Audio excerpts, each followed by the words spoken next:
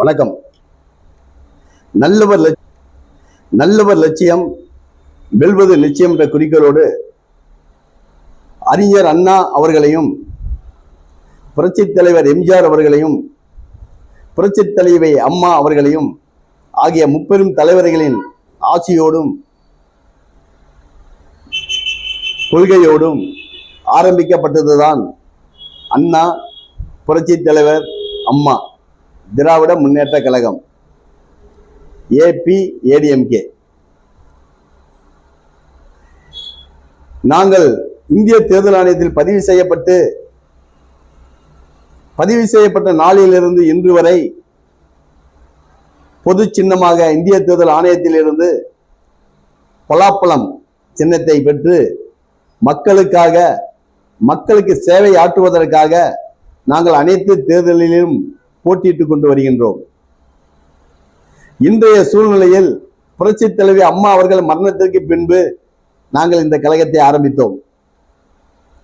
அம்மா அவர்களின் மரணத்திற்கு பின்பு அதிமுகவை தலைமை சரியில்லாத ஒரே ஒரு காரணத்தினால் இன்று அதிமுகவானது சுக்கு நூறாக உடைந்து கொண்டிருக்கின்றது. மிகவும் வேதனை அளிக்கின்றது. இதற்காகத்தான் நாங்கள் அம்மா மரணத்திற்கு பின்பு தலைமை சரியில்லை என்ற காரணத்திற்காக நாங்கள் இந்த கழகத்தை ஆரம்பித்தோம். வேறு எதற்காகவும் இல்லை. மீண்டும் புரட்சி தலைவர் எம்ஜிஆர் அவர்களின் மக்களுக்கு செய்த சேவையை போன்று நாமும் செய்ய வேண்டும் என்ற நோக்கத்திற்காக நாங்கள் இந்த கழகத்தை ஆரம்பித்திருக்கின்றேன். நானும் இராணுவத்தில் பணிபுரிந்தவன். எப்படியாவது நல்லாட்சியை கொண்டு வர வேண்டும், புரட்சி தலைவரை போன்று நாமளும் மக்களுக்கு உதவ வேண்டும் என்ற எண்ணத்தில் நாங்கள் வந்து கொண்டிருக்கின்றோம். இப்படிப்பட்ட இந்த சூழ்நிலையில் அண்ணா அவர்களின் கொள்கை கோட்பாடு உள்ளவர்களும் புரட்சி தலைவர் மீது உள்ள பாசம் வைத்தவர்களும் புரட்சி தலைவி அம்மா அவர்களின் விசுவாசிகளும் நீங்கள் எல்லாம் பாருங்கள்.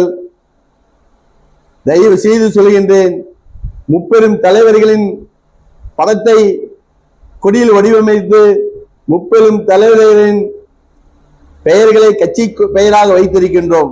அண்ணா புரட்சி தலைவர் அம்மா திராவிட முன்னேற்ற கழகம். தயவு செய்து இன்றைய இளைஞர்கள், சகோதர சகோதரிகள், நன்கு படித்தவர்கள் நீங்கள் எல்லாம் நாங்கள் ஒன்று சொல்ல விரும்புகின்றேன். ஆட்சியில் இல்லாத ஆட்சி அதிகாரத்தில் இல்லாத போது கட்சி பொறுப்பில் இருந்து கொண்டு எத்தனை கோடிகள் யார் யாரிடம் எப்படியெல்லாம் பணம் வாங்குவது என்று பணம் வாங்கி கொள்ளையடித்துக் கொண்டிருந்தார்கள். அவர்கள் இன்று உங்களிடம் நல்லா உங்களை மயக்கும் அளவிற்கு பேசி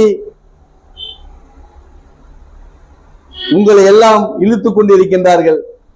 தயவு செய்து சொல்கின்றேன், படித்த இளைஞர்களுக்கும் சகோதர சகோதரிகளுக்கும், யார் எதற்காக வருகின்றார்கள், என்ன நோக்கத்திற்காக வருகின்றார்கள் என்பதை அறிந்து நீங்கள் அவர்களுக்கு துணையாக நின்று செயல்பட வேண்டும். நீங்கள் நல்லவர்களுக்கு துணை நின்று செயல்பட்டால் மட்டுமே அது மக்களுக்கு நல்லதாக அமையும்.